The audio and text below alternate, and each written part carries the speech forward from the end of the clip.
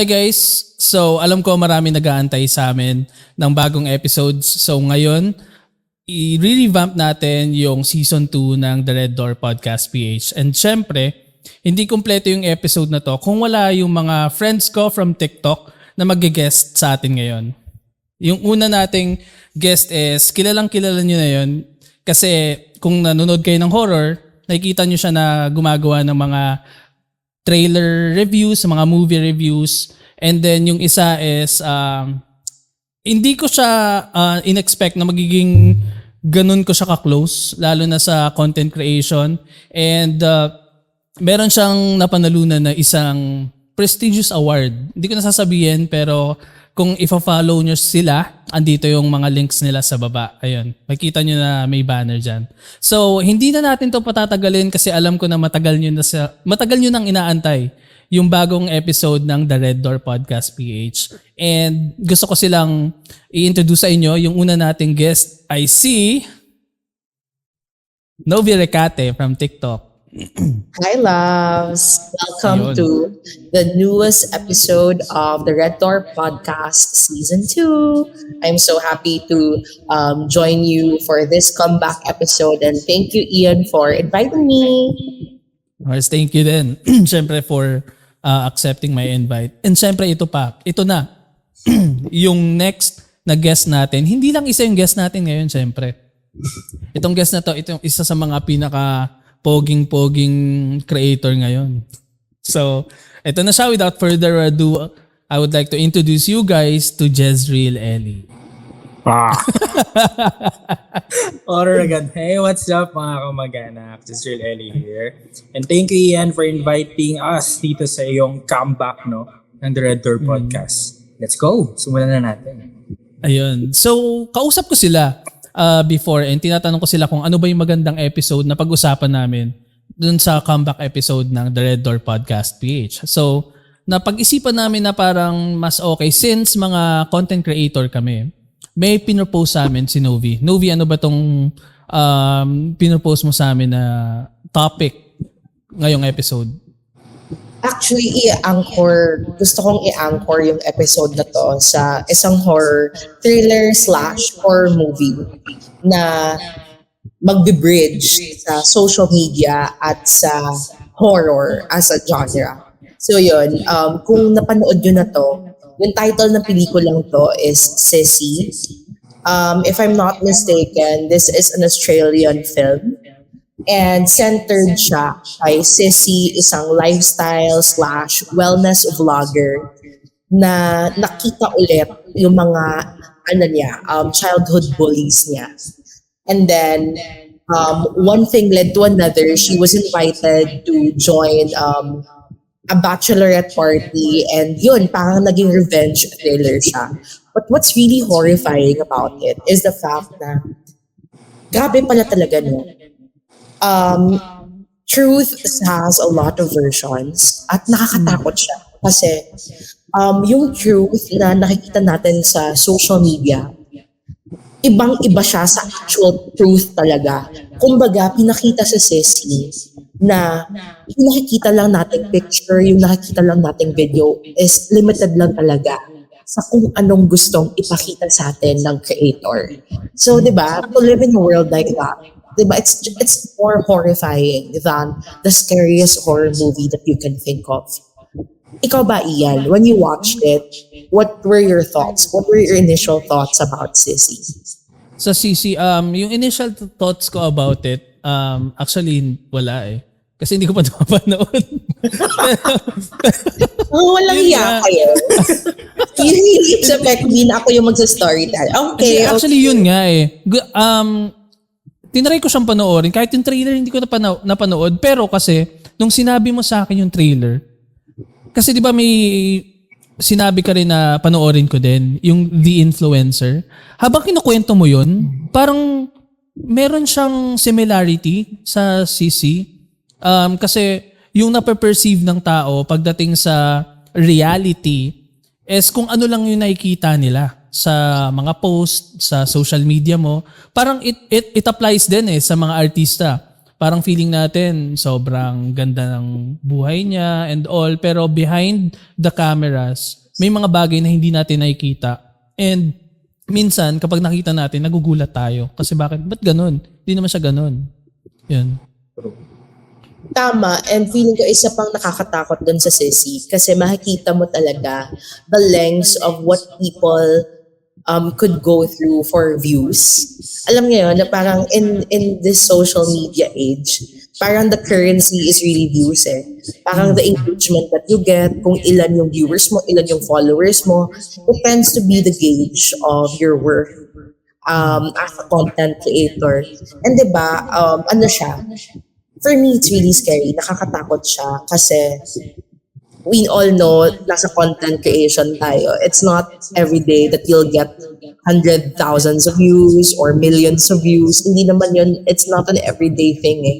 So if you parang anchor your value to that metric, mauubos ka talaga. Kasi minsan, mga videos naman tayo na we expect to go viral pero for some reason hindi siya napipick up. So yun, Jess, di ba? What do you think about that? Do you agree na ngayon parang nagiging metric na ng worth ng mga creators ang views or engagement or number of followers? Okay. So first of all, hindi ko pa rin talaga napapanood yung CC. Sorry, Pero the way you parang kinuwento, nakakatakot siya in a way na this is really happening sa social media world talaga. Not only for the content creators, especially sa lahat eh. Actually, kahit hindi ka social media content creator, minsan parang gusto mo maraming nakakita ng stories mo, like parang feeling mo mabavalidate yung post mo if someone liked it. Diba? Kumbaga parang you really set an expectation in every post na ginagawa mo in social media. And for your question naman, if nakakatakot yung mga views, likes, or followers in content creation, to be honest, if siguro pangkabuhayan mo na, like ito na yung parang job mo na maging isang content creator, it really matters talaga. Yung engagement, yung mga views. And sometimes, katulad dun sa CC, the way you describe it na parang gumawa na siya ng mga ways just to earn views. There are times talaga na parang there's a point in my life na ganun yung, meron akong isang video na parang yun yung pinaka-goal ko. No, parang sabi ko, hindi ko to pinost dahil meron siyang napakagandang value to offer to my followers. I just know na magkakaroon to ng engagement. Something like that. So, minsan nakakatakot siya kasi parang na-overpower niya yung pinaka core value mo as a content creator na minsan nagpapadala ka just because you want engagement, you want views. Nakakalimutan mo yung pinaka-purpose mo or vision mo as a content creator to make a content that can influence or that can provide positivity and all. Kasi, to be honest, ngayon sa social media, as long as walang issue, as long as walang pag-uusapan, minsan hindi talaga siya ipipick up ng algorithm. So, ayun, I think nakakatakot siya in a way na I think siguro isa sa atin or lahat tayo na experience or mai-experience siya soon. So, ayun, for me, ayun, yung nakatakot about social media. Actually, nasasabi ko yan kasi meron dong scene sa Sissy na nakikita niya yung bumababa yung followers niya tapos negative yung comments sa kanya. Literal na nagpa-panic attack talaga siya. Naka-cancel na siya. Oo, parang naka-cancel siya kasi may scene doon na nakita ng tao na sobrang iba siya sa actual projection. Kasi diba ano siya? Wellness vlogger siya. So parang kung gusto mo makalma ka, you watch her videos, ganon. Para siyang, if I'm not mistaken, nag-yoga ata siya eh. Parang she's telling people how to calm themselves. And then doon sa Sissy, parang nakita siya, she was violent. Ganun ba siya? Kumakalma. Kalma. Diba?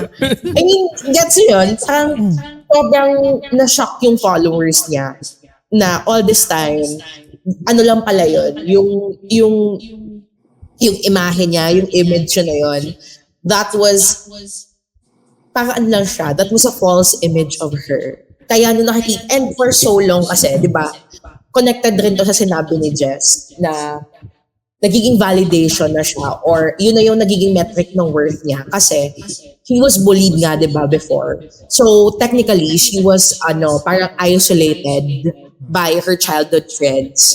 Tapos, syempre gusto niya, pag sa mind niya talaga, magre-rebranding ako. I will isolate myself from these people and I will reintroduce myself to the world. So, yun. Kaya nung nakita niya ulit yung mga bullies niya, ano na siya parang bumalik ulit sa zero. Parang parang na-dislodge. Ano ba yun? Na-feed ulit yung ano niya, trauma Oo, niya. parang bumalik ulit yung lahat ng trauma, yung lahat ng alaala. Parang naudlot yung rebranding niya as this new Cecilia. Actually, yung pangalan talaga ng character is Cecilia. Yun na yung social media name niya, Cecilia na. Pero yung Ceci, kaya Ceci rin yung title nun. Kasi yun yung nakaka-trigger sa kanya pag natawag siyang Ceci. Yun, kaya kailangan nyo talaga mapanood yung Ceci, I swear. I cannot do it justice just by retelling it in this episode. You really have to see it for yourself. Kasi thriller siya, pero talaga, what do you call this? It's really disturbing. Disturbing in the sense na it's a kind of thrill or ano ba? What's the term?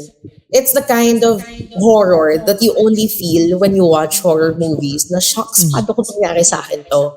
Paano kung umabot ako sa point na I will completely forget my morality just for views, just for making quality content.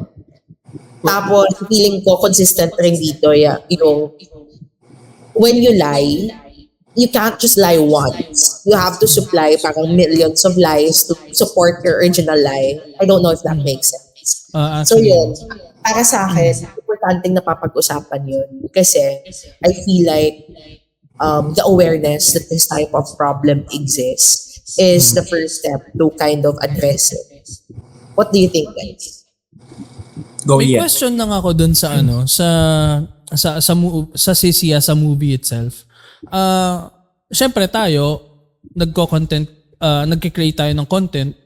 Paano makaka-relate yung mga hindi content creator sa film na to? Iniisip ko ba dahil makakatulong ba yun para maintindihan nila na yung lahat ng nakikita nila sa social media is not really paano ba? Hindi ko alam kung paano ko ipuput into words eh. I think gets kita dyan. I think ito tanggalin na natin yung social media or kaya content creation. Play na lang natin like, di ba may kasabihan na parang everyday we wear mask? Parang everyday, parang sa iba't ibang tao nakakasalamuha mo, parang you're like a chameleon. You adapt to the person na kaharap mo. Tama. There's a thin line if it's good or is it bad na? Kayo ba? Kasi parang for me kasi para sa akin, hiwalay pa rin talaga yung social media to your personal life. That's why, for example, may mga makikita kang creators like for sa event, ang tahimik pala niya. Pero sa content niya, very loud, very crazy. Pero pag na-meet mo in person, ibang-iba. So parang panibagong adjustment ulit dun sa tao.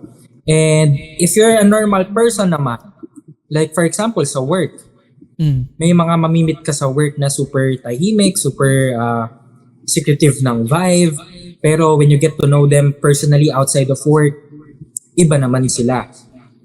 May ganon. Is it normal or is it human nature to have that kind of layer na parang i-reveal mo lang yung layer na yon sa mga tao na belong to that layer? Like each layer, meron kang certain people for that layers. Diba? That's nice. Actually, yung sinabi ni Jess, nagigets ko yun, na parang, I think what you're saying is that we choose what we project. We choose the versions of ourselves na pinapakita natin sa certain number of people or sa certain people in their lives. For example, sabi mo nga, siyempre, in work or in your professional life, you'd want to be perceived as someone na reliable, someone who's professional. So you kind of keep to yourself. You don't joke around or you project this aura na pwede ka mapagkatiwalaan. And then, siguro pag sa social media naman, since it's parang social media kasi your page becomes a person's first impression of you, diba? For example, if you want to look at someone, kunyari may nakita ka, pogi or maganda type mo or crush mo, you go to that person's page and then yung kung ano yung makikita mo sa profile niya, that kind of gives you an impression or gives you an idea of who that person is, diba? So, technically, we can argue na pag sa social media, people, best foot forward. And that applies to people who don't have any social media also, diba? What more pa, for people who parang earns a living from doing content. But I think personally sa akin kasi if you notice my page or my profile is really centered on doing movies, and in my end that was purposive because I really want to what do you call this, put a clear line between my personal life and my work or my content. Kaya very rarely lang ako nag-aano ng vlogs. But I also think na it also depends on your community. Kasi the more that you spend time on social media, the more that you grow your community, you also get to know them.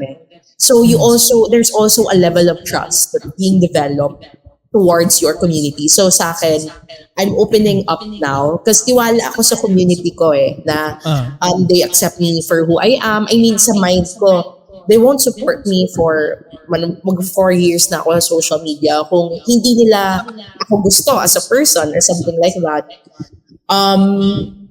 So yun, feeling ko, ano lang talaga.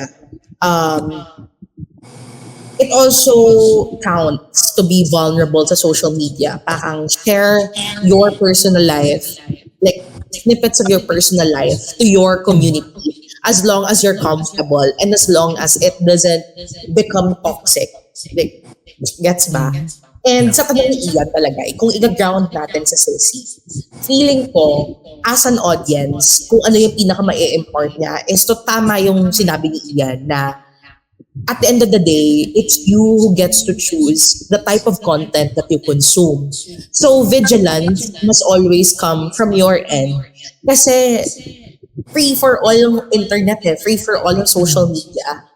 Parang you can't, the algorithm works in such a way na you can't choose what you see. Pero if you curate it in such a, kunyari, if you curate it in the sense na if you don't want to see certain videos, pwede ka naman mag-click ng not interested or block certain users.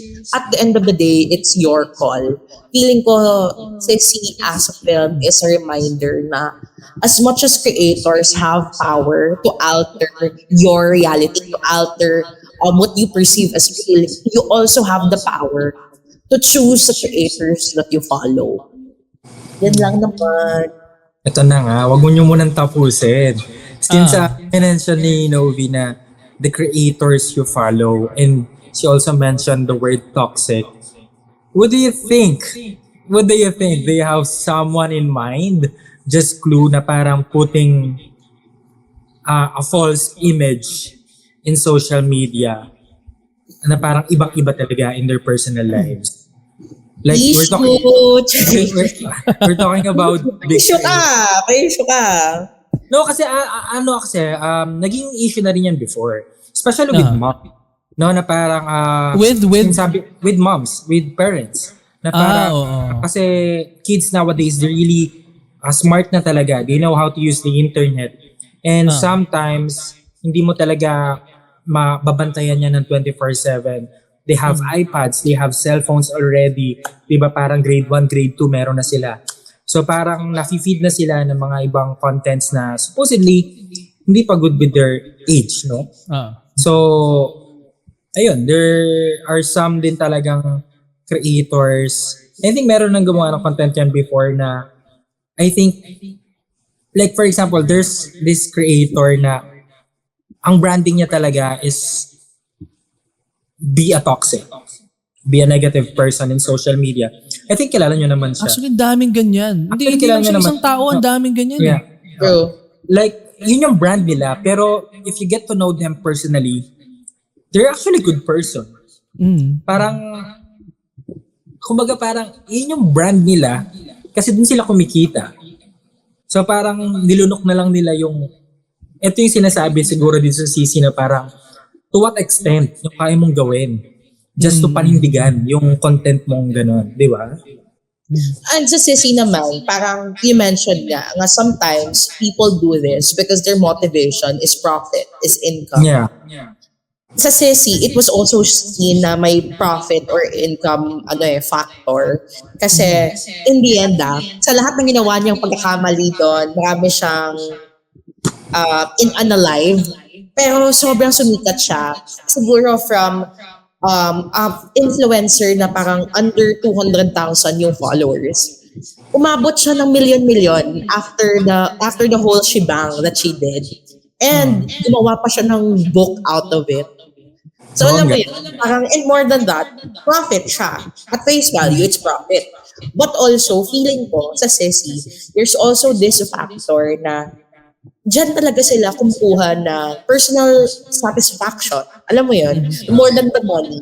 Parang feeling na, oh my gosh, if you come to think of it, napag-usapan natin just before na kunyari nasasad tayo kung yung videos natin nakakakuha lang ng 200 likes.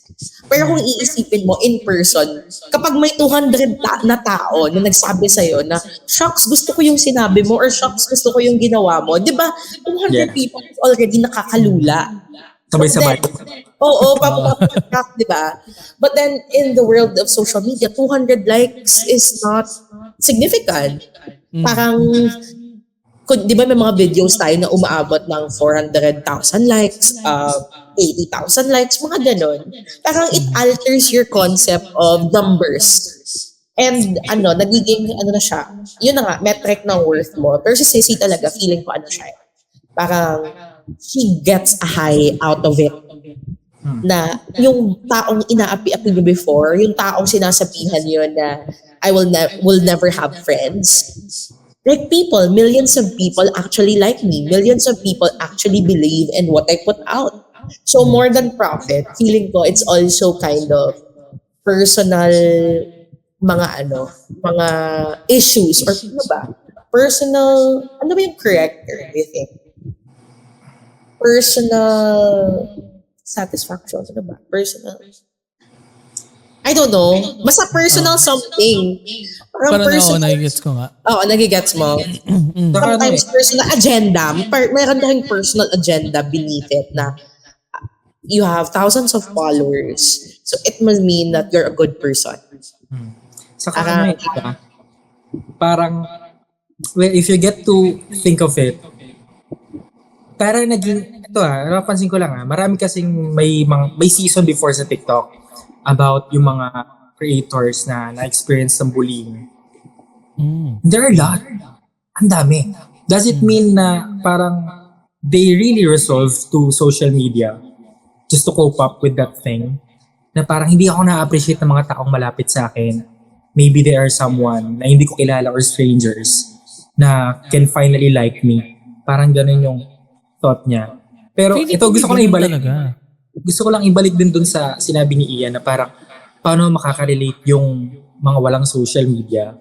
Actually, I think ito yung pinaka-horror siguro or nakakatakot for them. Kasi wala silang basis to look at kung ano yung totoo. Or wala silang basis at all. Like for example, if you meet a new person or a new friend, tapos walang social media, parang you don't have a basis to know kung paano siya. Like, like for example, parang, nagigets ba? Gets ko. What you're saying is that Wala kang makikita. wala kang gauge kung anong klaseng tao to kung wala siyang social media. Oh. Okay. Yun ang also parang a way to creepy. look at it. Alam mo, hindi ko naisip yan. Na parang, Oo nga, no? Ang parang creepy nun. reference na rin eh. Parang it serves as your resume or biodata. Ganon din ba kayo? Like for example, may na-meet kayong bagong creator. Wait lang, hindi ko siya kilala. Check ko yung profile. May ganon Yeah. diba? Oo, meron. O kaya, uy, may nakita ko may cute doon. May Facebook kaya yun? May TikTok kaya yun? May ganon, di ba? Tapos wala. Hindi ko alam yun. Hindi ako Ghost. nagkakanon. Charot kaya. Ako hindi rin. Ano ba? Talaga? Hindi ako nagaganon. Di ba parang total ghost siya, ganon? Oo. Meron pa Tapos bang parang ibang there's movie? something sketchy kung wala siyang any social media na Parang may mapapakita. tinatago. Hindi mo ba- Pero alam niya lahat ng nangyari sa'yo. Di ba? Like, Paano niya ako na-follow? Parang Saan? lurker lang, ganun. Oo. Lurker. Pero that's the kung lurker siya, meron dapat Meron siyang... siya. Ayaw na lang account. ibigay. Yeah. Creepy. Yun yung creepy. Pero kasi may mga kilala akong ganun talaga na meron silang, for example, may Facebook sila, wala silang nilalagay doon. As in, hindi sila nagpo-post ng photos, yung picture nila, iba. Hindi sila. Baliktad Oo, yung may name. ganun. Parang ambulance. Ay, on that, may personal, personal chika on that. Kasi, yung TikTok profile ko, I don't know if na-mention ko na sa inyo to. I think na-mention ko na. Yung original name ko talaga is PNOWVIWAY. So, that's NOVY. So, Novi siya, pero nakaspell yung letters. That's ba? Yung reason why is ayoko makita ako ng friends ko na nagti-TikTok na ako or nag-start ako ng social media. Kasi before, hindi naman ako active sa social media eh. Pero the reason why I wanted to create an account solely to connect to people na same yung interest sa akin was, trip ko lang, parang okay, maiba naman, parang let's venture into this, parang nagustuhan ko kasi yung style ng algorithm ng TikTok na your videos will reach people who like the same parang niche. For example, K-drama. Kapag gumawa ka ng video about K-drama, it's most likely na yung K-drama video mo will go to a person's FYP na mahilig rin sa K-drama.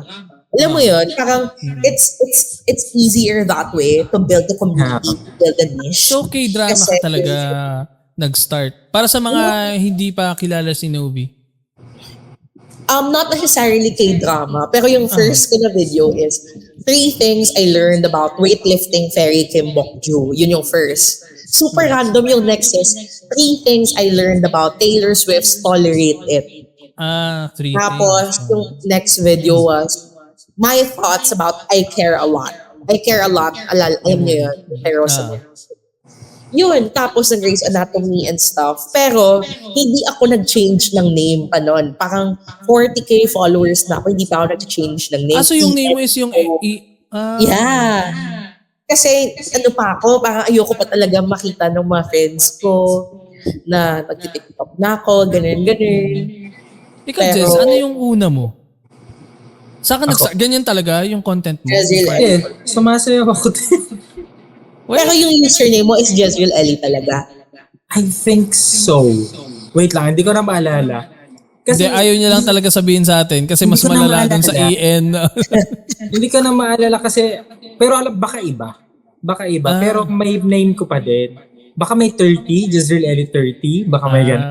So, pero nung una, ginagamit ko lang talaga yung TikTok for watching. Kasi kailan ba ako nagsimula? Pandemic. Like, nanonood lang ako. Tapos, nag-acting. Do you know dub? Skit? Yung dub? Mga skit? Dub. Yung idadub ko lang.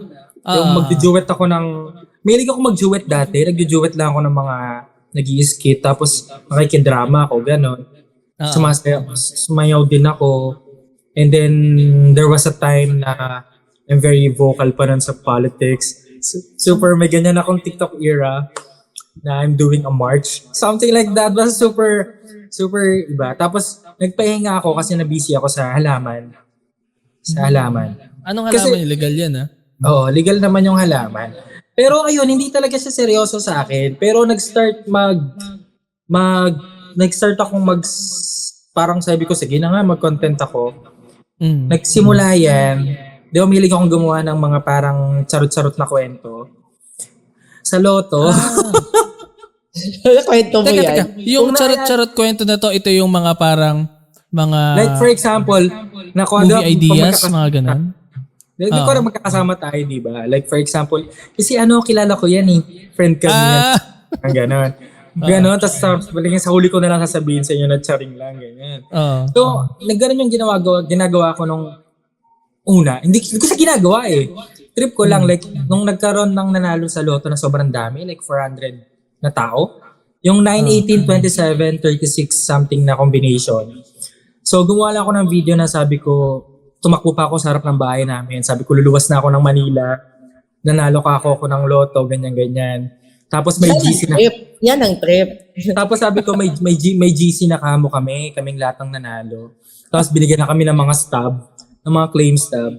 Nakakatawa kasi ang daming naniniwala. Pero alam mo yung super satire na nang ginagawa ko, pero may naniniwala pa din. Like, ang daming nag-chat sa akin message, kuya ganyan, panggatas lang po, ganon. Like, sabi ko, what's going on? Parang, yun nga, parang ang dali rin palang maniwala sa social media. And then after nun, ayun na, nag-react na ako sa Maria Clara, special shoutout. Manonood ng Maria Clara dyan. Ayun, doon na nagsimula. Actually, yun pa. Feeling ko, as content creators, feeling ko may burden rin sa atin to recognize na impressionable talaga karamihan ng audience eh. Parang whatever they see, knee-jerk reaction nila is paniwalaan. Kasi daming followers nito. So, might as well, parang tama siguro kasi marami yung followers niya. Parang ganon. So, in a Wala way, pa naman akong followers doon. I mean, generally speaking. Generally. Generally, di ba? Napapaniwala ang tao. So, they can see na pag chinek nila yung comments, maraming nag-agree. Uy, oo, ganun. Parang, yung parang, when a lot of people believe it, even if it's not true, it becomes the truth. Parang ganon. Oo, ano yung quote? May quote yan eh. A lie said 1,000 times becomes the truth. Something like that. Grabe. So, yun, Isa parang- din yun, feeling ko, na nakakatakot as a creator kasi kapag nakita nila, actually nakikita ko naman na may gumagawa nun, na kapag nakita nila yung capability or yung pwedeng maabot ng isang content creator when it comes to creating content, pwede nilang i-abuse in a way para to bend reality. Kasi ayun nga as a content creator, yun nga, may responsibility tayo to convey the truth. Pero depende pa rin kasi yun kung ano yung branding mo. Minsan kasi may mga iba na sa totoo lang nababayaran. So parang yun yung isa sa mga nakakatakot na way. Na truth na Yeah, the Maggie Wilson issue, di ba? ano yun? You know that? Okay, issue. Andito tayo sa issue portion ng The Red Door Podcast. Yes. The Maggie Wilson issue is very scary talaga. Scary yun. Like nagbayad ng 8,000 pesos to big creators to spread false false news about Maggie. Tapos may mga big creators, like we're talking about million followers creators na parang tumanggap ng ganun 8,000 na may binabasa lang na script. Hindi niya binabasa, like kinabisado, and then pinost sa social media. It's like a campaign. If you're talking about marketing, ganun yung nangyari. So talaga, money can change a person talaga. Yun nga, isipin mo what if nagawa nila yon and naging successful ba or na-debunk siya? Successful siya at the time. Pero nung na-discover siya ngayon, boom, backlash talaga. Pero imagine mo, what if merong isang tao na kaya niyang magbigay ng mas malaki na halaga, hindi lang 8,000 let's say, kaya niya maglabas ng 100K per creator just to say these things. For example, nakakatakot yan kasi gusto ko, i-discuss ko lang to siguro on a surface level. Ayoko mag-delve more into doon. Isipin mo, paano pag sa politics nangyari yan? It happened. Yun na nga, nangyari din siya ng politics. So politics related tong kay Maggie Wilson? No, iba pa. I mean, nangyari din siya ng politics. Yun nga eh. Di ba? Isipin mo kung paano ma-distort yung reality just because of that. Parang yun yung modern way eh. Dati, ang ginagawa ng mga tao is susunugin nila lahat yung libro para hindi na ma-carry on yung legacy na naiwan nung parang in a way, para siyang Holocaust. Kasi di ba Holocaust, isang race tatanggalin. Yun naman, yung parang isang idea ng isang tao, parang black propaganda, di ba?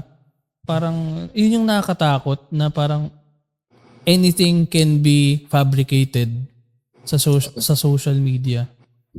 And kasi, feeling ko, siguro they see the value of the relationship between a creator and their followers. Kasi they're choosing creators na, kumbaga, may confidence yung followers niya. Kunyari, ikaw Ian, di ba? People go to you to look for horror stories or horror recommendations. So, you have a certain level of credibility on them, or parang meron kang, for a lack of a better term, moral ascendancy to recommend certain materials. Kasi that's your niche. That's your interest. You spend so much time parang acclimating yourself sa environment na horror. Alam mo yun? So your followers, kumbaga, tiwala sila sa'yo. Merong rapport ka na sa followers mo eh. And they want to capitalize on that. They want to capitalize on that rapport, on that relationship to send kung ano man yung propaganda that they want to impart. And feeling ko yung power doon is on the creator. Kasi these schemes, they will always exist eh. So it's up to us, creators, to put our foot down and say na invaluable yung rapport ko, yung relationship ko with my followers, and it's not, what do you call this? It's not worth my credibility, this blank amount. But I think it also comes from a place of privilege to say that. Kasi, di ba, what if walang-wala ka and stuff like that? Yeah. Iniisip ko rin, there's a lot of moral tensions and complexities on it na you can't go around and say na you're the better person or ikaw yung sobrang righteous ka na super galing ka na you won't ever succumb to that situation kasi hindi naman ikaw yung nasa situation niya. Parang ganun. And on the grand scheme of things, it all boils down to nakakatakot talaga. That's why us as content creators and as viewers ourselves, kailangan talaga natin maging vigilant and be aware that these things are happening. Kaya okay siya na papag-usapan. It's also scary, just bringing it up. Kasi you won't know kasi how the reception of people. But yun, these are hard topics to talk about. But we're trying to navigate it the best way we can. So yun, the Red Door podcast listeners, may pick up ba kayo? Hopefully, we can make this worth your while. Sasabihin ka ata, Jess. Hindi, i-navigate na natin dun sa ang dami natin na pag-usapan content creation, nakakatakot. Ngayon, ito, tanong ko lang sa inyo mga content creators, may mga experience na ba kayo? Like for example, habang gumagawa kayo ng contents, merong sumingit, merong biglang naglakad sa likuran. No, Vip, may kasama ka bang bata dyan? Sorry! Huwag kang ganyan. Ayoko niyan. Diba? May mga experience na ba kayong ganun? Feeling ko ako yung mauna kasi feeling ko mababaw yung akin. Kayo mas yung intense kayo na pagdaanan eh. Kasi ako, I really try to zone things out. Hindi ko na siya iniisip para hindi na siya hindi na siya mangyari or something. Pero yung Magstay. sa mga pinaka nakakatakot na experience ko. Di ba I use green screen sa videos ko? Eh yung posters nun, kapag tinitingnan mo kasi yun, kunyari nagsushoot ka, yung poster na nakaano sa'yo, Nakaharap. kayo, parang may block doon na you get to see your own eyes as yung poster. As in, I can't remember lang kung ano yung specific poster. Pero shit, natakot talaga ako to a point na hindi ko na lang tinapos yung video. As in, kaya yung... So hanggang ngayon, hindi mo natapos yung video na yun? Hindi ko na maalala, pero yung tactic ko siguro na ginawa ko is comedy, horror. Kapag nag-shoot ako, hindi ko kino-compound na horror lahat. Kasi natatakot talaga ako mismo sa posters. And alam mo yun, syempre, you're gonna talk about something eerie. And these facts, these words, kunyari, possession, exorcism, blood. Alam mo yun, these words, hindi naman sila ganun ka-graphic, pero kapag pinaulit-ulit mo kasi, syempre, di ba, when you shoot videos, hindi lang naman yan One take. one take, di ba? So, ulit-ulit siya. So, parang, it kind of messes your mind rin, in a way. Also, another thing, ito naman, nung bata pa ako, this is prior content creation. Pero naalala niyo yung Darna ni Marian Rivera. Matanda na kayo eh. So, feeling ko matanda na kayo. Grabe yun ah. I mean, di ba? Yung Darna kasi ni Marian Rivera doon, naalala ko yung babaeng demonita doon, si Jackie Rice. Naalala ko yun, Jez. Babaeng demonita talaga yung character niya, si Jackie Rice. Akala ko Jackie Rice yung pangalan. Yung may ano siya, may what do you call Uy, this? pero May- maganda si Jackie Rice ah. I love Yeah, Jackie she's super Rice. Kung nasan ka beautiful. man. Hello. Jackie Rice, shout out to you. As in, you were in my nightmares nung bata ako. Yung may horns siya, tapos, babaeng di bonita, yung costume niya doon. Kasi siguro mga ano ako nito, 9 years old, 10 years old. Tapos, Same age, no? Same age. 9 din ang kami. kakapal na mukha niyo kung sabi niyo same. 9 ako, 19 na kayo. Hoy! Uy, grabe. Oh, yun. So, yeah. 9. So, 9 ako noon, 9 or 10. Kahit gawin ko pang 11, mas matanda pa rin kayo. Charing! Okay. 9 or 10 ako noon. Yung nakakatakot kasi doon, nagising ako sa sa dream ko. So, nakita ko yung kwarto namin, nagising ako doon sa kwarto sa taas. Nagising ako sa dream ko, pero nung nanaginip ako, nakita ko si babaeng demonita talaga sa window namin. Sabi niya sa akin na, ako, si babaeng demonita, kakainin na kita, something like that. And I was 9, 10. Hindi, Ako, kung ako yun, go. hindi ko develop yung mind ko that time. Takot talaga ako. Ginising ko yung mom ko. Sabi ko, shit, I can't sleep. Parang, Teka lang, nagising ka, panaginip, tas nagising ka, tas nakita mo? Oo. So, akala ko talaga, totoong nangyari. Kasi nagising ako eh. So, yun. Nakita niya sa dream niya. Tapos nagising Sa siya. dream ko. Akala ko, habang kinakwento mo, Tulad inisip ko. yun. Hindi, nagpa-autograph na siya. Jackie Rice yun. Diba? So, yun, nagising talaga ako. Parang, alam mo yun, yung natulog ka, tapos gising ka, pero tulog ka pa, ganun. I don't know, ang gulo. Pero yun, kasi kinuha ko talaga yung rosary namin. Tapos for a while, hindi ako nakakatulog na walang rosary yung bed frame. Kasi dahil sa babaeng demonita experience na yun. Pero yun lang naman ang experience ko as far as spooky moments are concerned. Kaya kung magko-content kayo ng horror, yan yung trick. Comedy, horror. Lalo kung gumagawa kayo ng reviews or trailer reactions. Yan yung pinaka-best way to this, parang save your mental health or stay sane while doing the content. Kasi pag na-try nyo talaga mag-shoot ng videos, paulit-ulit yung words and it kind of gets to you at some point. Parang sa akin ang mangyayari niyan, horror, Viva Max. Hindi, pero alam mo, yung kinuwento mo, Novi, ano yan eh, nangyayari din sa akin, yan yung parang pagising ko, galing sa panaginip, parang, nangyari ba? Yun ba yung experience mo? Meron akong ganyang panaginip, naginip ako na ang dami ko daw pera sa wallet. Tapos, pagising ko, totoo ba yun? Tapos, excited ako pagising ko kasi ang dami kong pera. Tapos pagtingin ko sa wallet ko, ba't walang laman? Nasaan napunta? It happens. Oo, ganoon talaga. Ikaw ba? Sino bang next magkikwento? Si Ian ba? Ikaw na, ikaw yung may Ako ba? pinakapalakasan. Hindi, ako muna. Oh, Kasi sige. yung sa akin, may isang episode ng The Red Door Podcast na nagsushoot kami dito. Dito talaga. Tapos, nung time na yon, hindi ko alam kung i-incorporate ko yun kakapas away lang ni Dad. Tapos, Sorry yan. okay lang. Parang nagsushoot kami.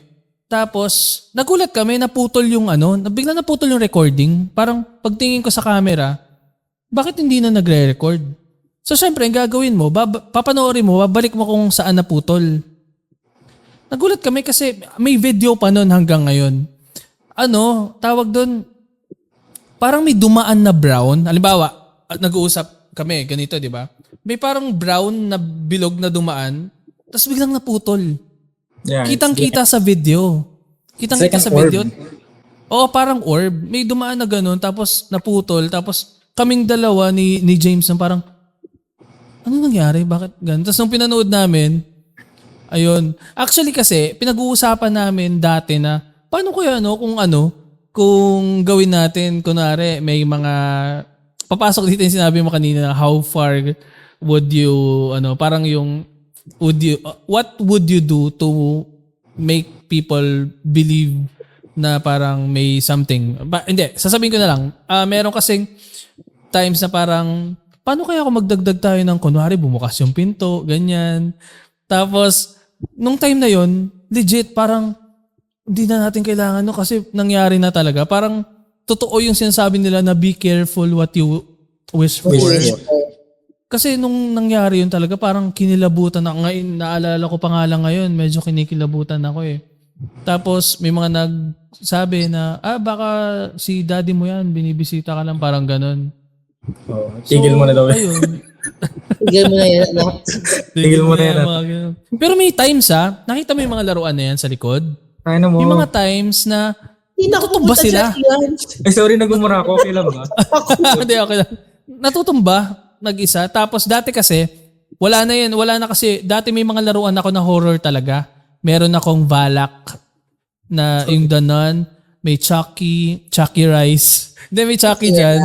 Tapos merong, basta yung mga horror figures, si Jason, Freddy, na parang, pag matutulog ako or hihiga ako dito sa sofa, makikita ko sila parang, hindi ko alam kung mapapanaginipan ko o hindi. Pero yun, may mga recording kami na natutumba sila mag-isa mga ganun. Scary. Okay. Ayun, Jez, ito. Meron, Hindi. alam ko, marami kang experience eh. May Hindi nakwento kasi ko sa amin ito- last time eh. Ano ba yan? Sige, simulan natin dun sa Marita. Yung sa Marita kasi, kung actually, hindi ako yung nakapansin. Ang nakapansin, ang creepy kasi dyan, yung kapag, ito ang nakakatakot yung kapag hindi ikaw yung nakakapansin, kapag ibang tao, like parang nava-validate yung meron nga, kasi hindi ikaw yung nag-insist na meron. Kumbaga, yung followers mo yung nakakita. Nakakita. So, I'm doing this interview kay Renes Canyo, kung familiar kayo sa movie na Marita. Tapos, meron daw sila nakakita ang white person sa taas ng auditorium. Tapos I don't know if it control to First part pa lang to, control yung comments Kasi nung pinipreview ko siya, wala naman akong makita. Wala talaga akong makita at all. So, ang ginawa ko, nagpunta ako ron sa isa pang vlog. Ang ini-interview ko, si Luis de los Reyes. Mansano. Doon meron. Ah. Doon meron pala. Like, kasi sabi ko, nung in-interview ko si Ren, hindi naman kita yung auditorium. Teka, so parang ibig sabihin, nadadivert nakita mo yung comment, comment, pero hindi dun sa tamang video yung pinanood mo? Oo. So Okay. parang parang hinahanap ko yung mga Marita videos ko. Nandun siya kay interview ko kay Luis de los Reyes. Meron nga parang tao dun sa auditorium. Sa Teka, taas. andun pa rin yung video na yan ngayon? Nandun pa din. Okay. Guys, ganito. Kukunin ko yung link sa'yo, Jezreel, Sige, tapos sige. ipa-flash ko yung video dito. Sige. Tapos kung gusto nyo rin, ilalagay ko din yung link para kayo mismo panoorin nyo dun sa TikTok ni Hanapin nyo na lang. Jez. Ako kasi, ang thinking ko doon, baka naman may tao lang. Kasi parang normal lang na parang may gumagalaw lang na medyo grayish something sa taas ng auditorium. Pero I asked Lemon, yung sa Viva, wala naman daw tao dun sa taas. Wala Nung daw. time na yun. Kasi parang lahat kami noon nasa baba. Yun yung isang kwento about video na hindi ko naranasan. I mean, hindi ako yung nakakita. Yung na-experience ko sa shooting na yon, personal talaga. Kasi ito just to give you a context sa lugar, it's an old school. Katabi siya ng, ayoko na sabihin yung school kasi baka confidential. Basta luma na siyang school, as in lumang-luma. And then, meron silang hallway. Tapos, I need to do a content with Ren, with Marita. Kaso nag-shoot sila ron sa pinakadulo. So, I need to cross this creepy hallway.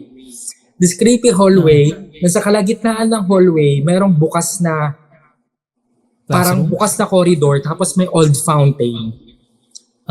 Nai-imagine nyo ba? Like, hallway, tapos merong bukas ditong parang gate, tapos may view ng old fountain na may parang statwa ng babae. Something like that. Then, lalakad ka pa ng unti, yun na yung set kung saan nag-shoot sina Ren. So, nung pagpunta ko doon, alam mo yung bigla kong napatigil, sakto dun sa parang fountain. Kasi feeling mo alam mo yung feeling mo may tumitingin sa'yo. Ganun siya.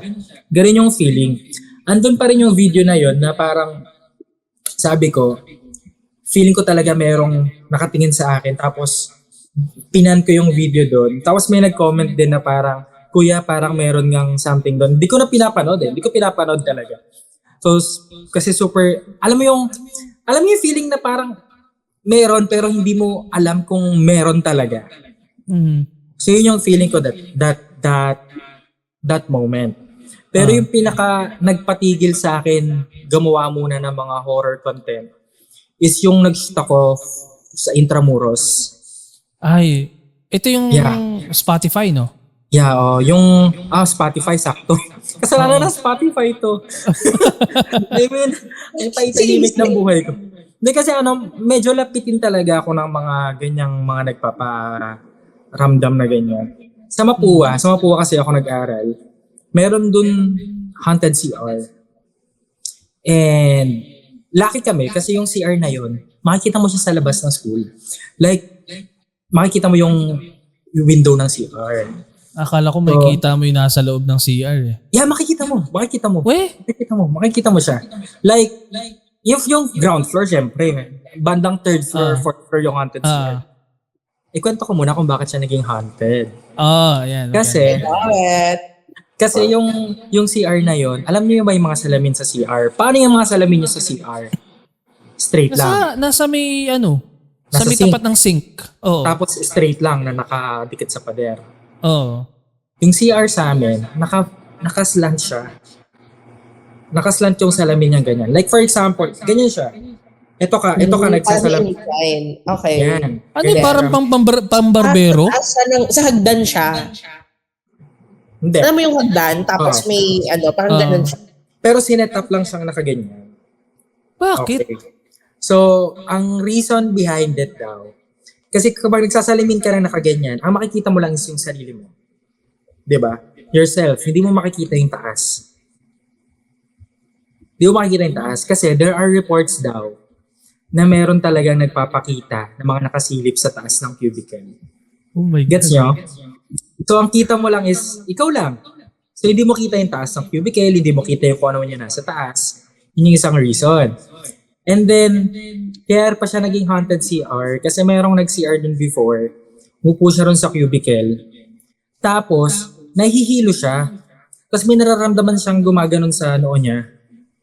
Like parang may nagtatap sa noo niya. And then, nung tumingin na siya sa taas, may nakita siyang nakabigti. So, yung gumaganon sa noo niya is paa. So, yun yung mga kwento-kwento sa CR na yon. And then, there's this teacher din sa CR na yon na nakakita, nung hindi pa siya nakaslant, nakaganyan pa yung mirror, yun nga, nakita siya ron sa cubicle na nakasilip na babae. So, nag-pray siya. Tapos yun nga, then no pagtingin niya ulit sa mirror, yun na, nasa tenga niya na, nagdadasal din yung multo. Something like that. Mga ganun na multo. So ganun siya ka-haunted at all. So ngayon, ito na.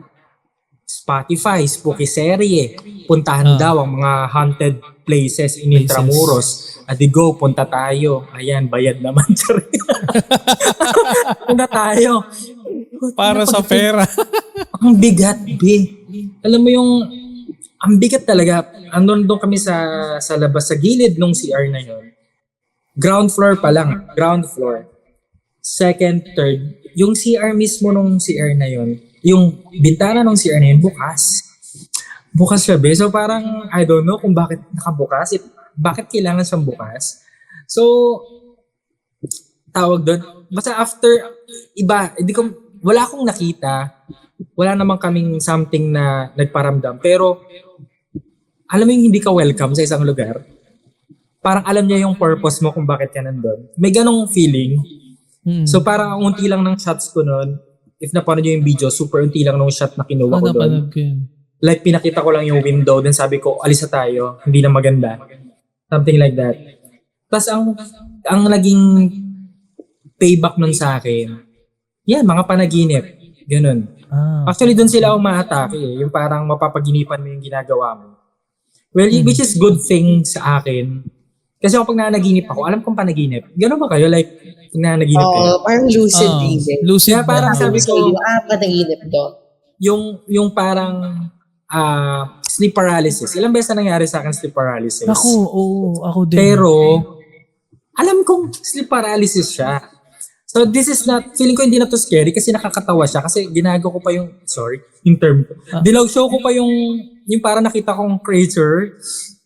Habang promise, natutulog ako nun. So sa pagising ko, may babae na, ang pangit niya talaga. So sabi ko, ano ba? Sabi ko, parang nag-visit pa ako sa kanya. Super dilaw-show ko siya. Parang sabi ko, alam ko panaginip to, ganyan. Ba't di ako magising, ganun. So, nagising na ako. So, I think it's a good thing for me na alam ko na nanaginip ako. Tapos minsan nakokontrol mo pa. Kayo ba ganun? Like, nakokontrol mo yung panaginip maganda yun, mo? yung nakokontrol mo yung panaginip mo. Yung magigising ka, tapos parang, shoot, gusto ko pang malaman yung next, tulog ako. Oo, yung parang, Dati nagagawa ko yun. Nagagawa ko yun na parang, ang ganda ng panaginip ko, gusto ko matutulog ako ulit, matutuloy. Pero hindi ko na siya nagagawa ngayon. I love it. Hindi ko nagagawa kasi hindi na ako nakakatulog masyado eh. Minsan i-meditate mo siya. Wow! I-meditate. Kapag trip ko yung dream, gusto ko pang tulog ulit ako. Power of the mind. Pero usually yung mga ganun, hindi mo na naaalala. Yung itatry mo siyang i-recall, hindi mo siya maaalala. Yung mga dreams na pinatutol mo. Especially numbers. Nananaginip ka talaga ng nananaginip kayo ng numbers, di ba? Like, parang ako hindi ko maalala. Sana nilista ko. Kasi baka loto yun, di ba? Oo. Malay mo, magkatotoo yung content mo dati. Na kaso marami rin kayo mananalo. I-manifest mo lang na i-manifest. Sige, 1,000 na lang no?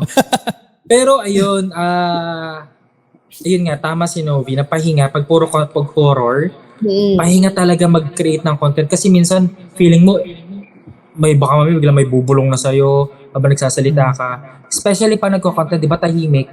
Tahimik. Tapos, ito yung ganyan ko. Meron ako isang video before. I think binara ko na. Nakaganyan siya. Tapos nag-record ako. Tapos, napagkaroon ako video. Bakit? Magugulat ka na lang rin talaga minsan Sana video mo! Sa mga background mo.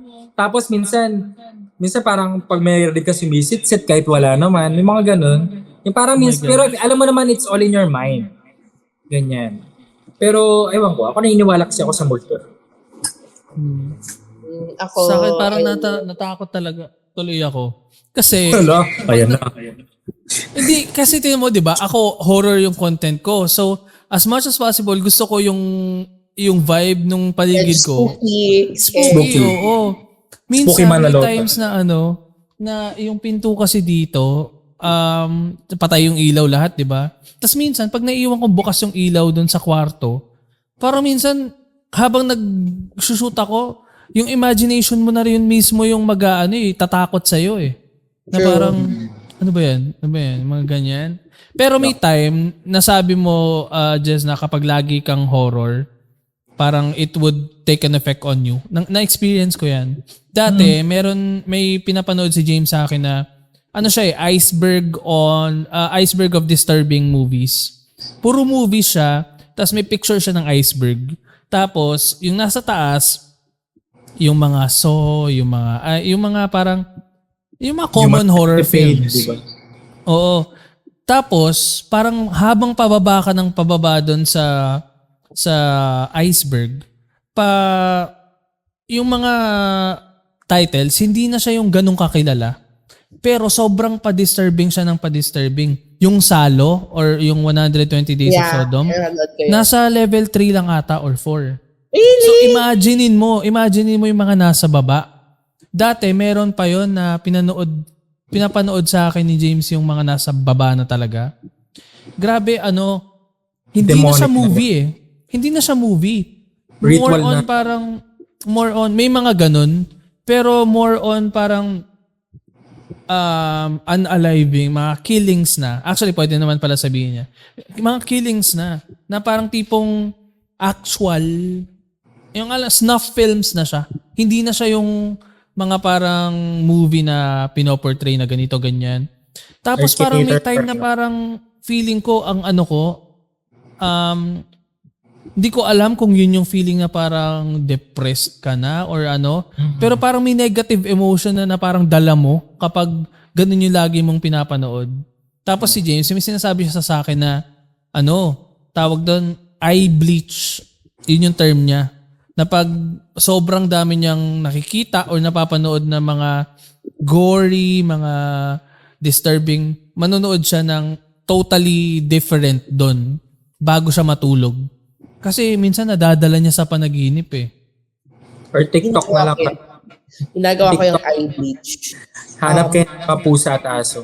Or kahit hindi horror eh, pag heavy, kunyari something to do with historical period siya. Tapos sad, or hindi man sad, parang sensitive yung topic. I do mga cooking videos or mga slime videos. Alam ko kung sino pinapanood mo na cooking videos. Sino? Si Abby Marquez. Oo, minsan. Palumpia ka naman dyan. Palumpia. Yun. Ngayon, tapos, kasi, yung negative, kasi feeling ko for the content to be parang effective, you really have to feel it eh. Do you get that? Kapag kunyari nag-recommend ka ng movies, you portray it or parang recommend it in such a way na mafe-feel talaga ng person na Fox G na G ka sa movie na yan. So if it's horror or if it's something heavy, you really have to feel it. Kaya naano mo siya. The impression sticks with you. Mm-hmm. So yun, it's important. It's really important to be aware na fiction lang yun or draw the line, draw certain lines to also protect your sanity. Kasi you can't create more content if you're not good or if you're not feeling well. Mm-hmm. So yun, meron rin namang, there's a lot of advantages, perks in becoming a content creator. But at the same time, there are also things like that. The intangibles na syempre hindi na nakikita sa video, but na-feel ng creators. Yeah. And I think that goes with all jobs. Not limited to content creation, that there are perks and at the same time, there are also cons with it. So we just live through it. We just find ways to what do you call this? To balance things out. Yun. Kung gusto nyo ng feel-good movie, panoorin nyo yung Coda sa Apple TV. Yun yung go-to ko. Teka lang. Balik tayo ng konti. Yung season nila pwedeng panoorin. Yeah. Sissy, I think, is on Prime Video. Wala I remember talaga, I watched that Prime Video. Pero ngayon, sabi ni Jess, wala na. I'm not sure if I used an Express VPN to watch it sa Prime Video. Pero sa Prime Video ko talaga yun napanood, I'm sure. Ibang CC yun nandun eh. So Vice ganda yung bida. Talaga? Pero yun, Content guys, creator if you have doon. a chance to watch Sissy, or try nyo sa HBO Go kung wala sa Prime. Either of the two lang talaga, Prime or HBO Go. There's a light version of that eh. Kung familiar ka doon, Novi. I think familiar ka yung Celebrity. Yeah, I watched Celebrity. I think that's a light version of CC. Yung Sissy actually, very siya, pink yung colors ng film. Hindi siya yung typical horror film na nakakatakot. It's thriller. Para sa akin, horror talaga yun. I don't know why they're labeled. Kasi the way it was created, yung sounds niya, it's like a horror film talaga. Kailangan nyo talaga mapanood yun sa mga nakikinig. If you're into horror, that's another layer of horror na I think will become popular in the next few years. So, hindi siya Laging ganun eh. you know it's horror. Yun. Sissy is pretty good. I don't know, parang, what year ba yun?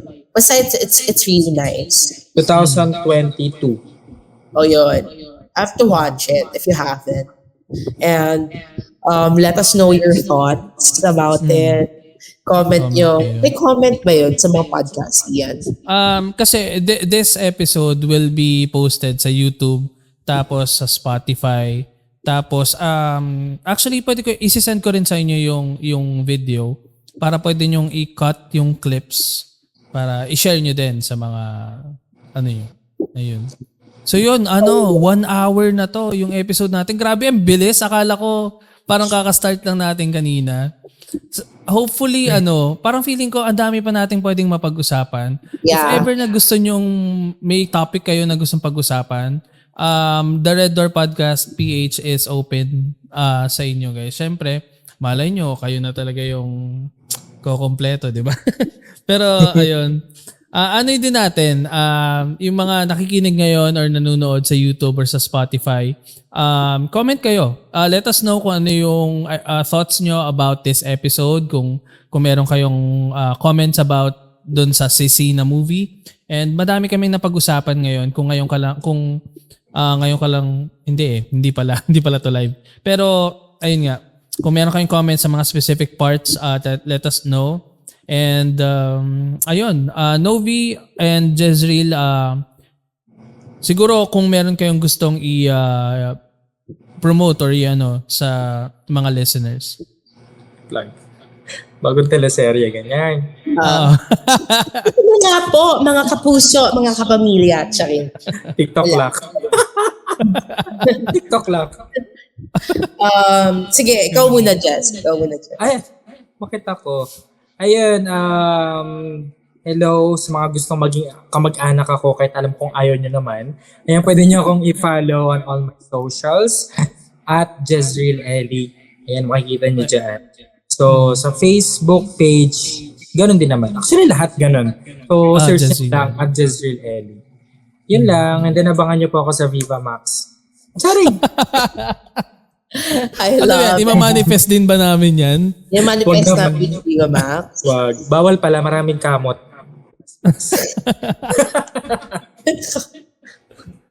Ay, ikaw, Novi. Ako naman, Novi Regate. Sa TikTok. I'm mostly on TikTok. Nag-upload ako sa YouTube ng shorts. So, if you want parang 1-minute summaries of certain Filipino movies. Mm-hmm.